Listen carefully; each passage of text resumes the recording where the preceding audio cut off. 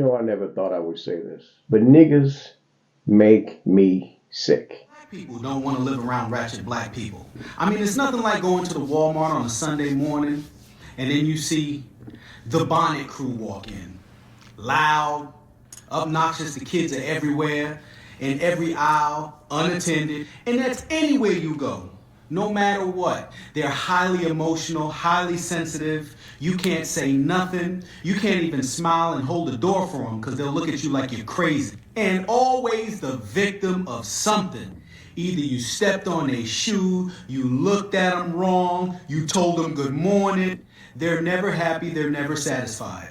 And you wonder why normal, good black people move out of the hood as soon as they start getting successful. There's a growing sentiment, most recently, of individuals who are proclaiming they do have black fatigue. And you don't have to be a non-black person to have black fatigue. What does that phrase actually mean? Essentially, black fatigue is a growing weariness of the actions of the quote-unquote black community. But it goes deeper than that because we are in 2025 now, and we are being judged based on the content of our character and not the color of our skin. But the interesting part is the lie that's been sold to the black community in particular is that the color of our skin dictates the content of our character. That's why in the black community, sometimes you'll hear people say, oh, you are acting white when they're talking to someone like myself who doesn't act the way most people would expect a conventional black person to act. In their minds, there is a correct way to act black. And the people in your ethnic group who fulfill those very negative stereotypes, those are the ones who are going to essentially drag down the collective whole. And that's why there's individuals who are black who do and can have black fatigue because they see how damaging it is to see the worst of us attract all this negative attention that then unfortunately gets ascribed to the entire race all too often. But what's unfortunate is here in 2025, now we have to contend with the fact that there's people who are so sick and tired of seeing those negative aspects, those negative individuals in the black community attracting all this attention. That's what is spurring this black fatigue. You made a lot of good points. One of the things that he said that I've actually experienced is when he talked about because you sound a certain way, people expect you to be white or to be that. And I've talked to people on the phone and they listen to how I talk and how I sound. And when they meet me, I've had a few of them say, I thought you was white because of the way I talk. I talk like I have an education. This black man right here talks like he's been educated. A lot of, not all black people, but there's a large majority of them that have been raised in environments where they didn't get the greatest education or they didn't have someone pouring into them the importance of being educated and being able to speak well, being able to represent themselves well. So, but there's a lot of truth in what he's saying. And the sad thing about it is a lot of us do get grouped in with everybody else just because of a few knuckleheads. And honestly, more than a few knuckleheads. So as far as the whole black fatigue, I've never heard this term, but I had black fatigue 30 years ago. For me, as a police officer, I think it was a little bit of a different situation because I worked in an area for 20 years that had the majority of the crimes that were being committed were by black people, specifically young black juvenile males. So I got to the point where I got tired of dealing with young black juvenile males, as you can understand. And then you're dealing with the parents, and you're dealing with Section 8, and you're dealing with this mindset where they move from the hood and they move into a nicer community, but they bring the hood with them. And then you end up dealing with this, going from call to call to call, and it jades you. It makes you get tired of your own people. I got to the point where I was tired of, I hate to say it, but niggas, because there's a difference between black folks and niggas. So there's this term that's going around called black fatigue. And what black fatigue is, you are tired of certain black behaviors in the black community that needs to be addressed. It is literally making you tired at this point. When it comes to black on black crime, upholding things that are not right in the black community, like baby mama culture and the rap culture that we have now, gang violence, all of these things that are horrible for the black community. I mean, what is thinking that you are oppressed in America when a lot of black people have so many opportunities in America that it doesn't make any sense. There are black doctors, black lawyers, black content creators, black entrepreneurs, and honestly, it is ridiculous how much black people have an advantage in America.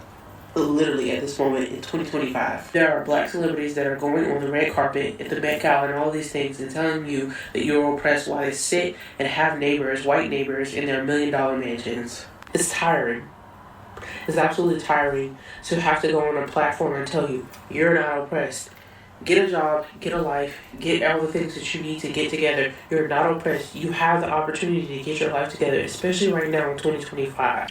And I call them my people. Well, we have the same skin color. It's frustrating because, like this young lady just said, black people are not oppressed. That is a false narrative.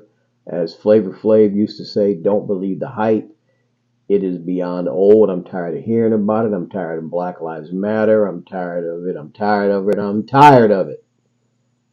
Over it.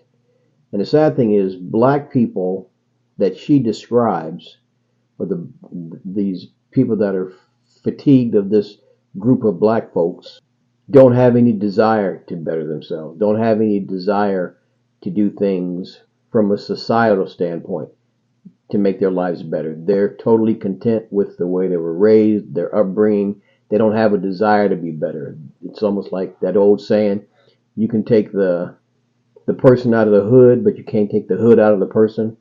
So this next brother right here is going to speak some truth. Everything he says, I agree with him 150%. Language is kind of rough, so if you have young kids or whatever, you might want to let them leave the room. But overall, this guy is spitting facts. Black fatigue, well, nigga fatigue. I love black people. See, it's the difference between niggas and black people. You understand? And what it should be called is nigga fatigue. Because even black people have nigga fatigue. You understand? The ghetto ratchet bullshit. All the ignorant stuff that these people stand for. All the ignorant stuff that these people defend. All the weird shit that these people say. All the victimization and acceptance of the bigotry of low expectations and all the Stockholm syndrome and all that shit like that, all the random acts of violence that people want to ignore because it's black on black, which they also want to ignore and just say it's proximity crime, but no, it's black on black crime. It's an epidemic.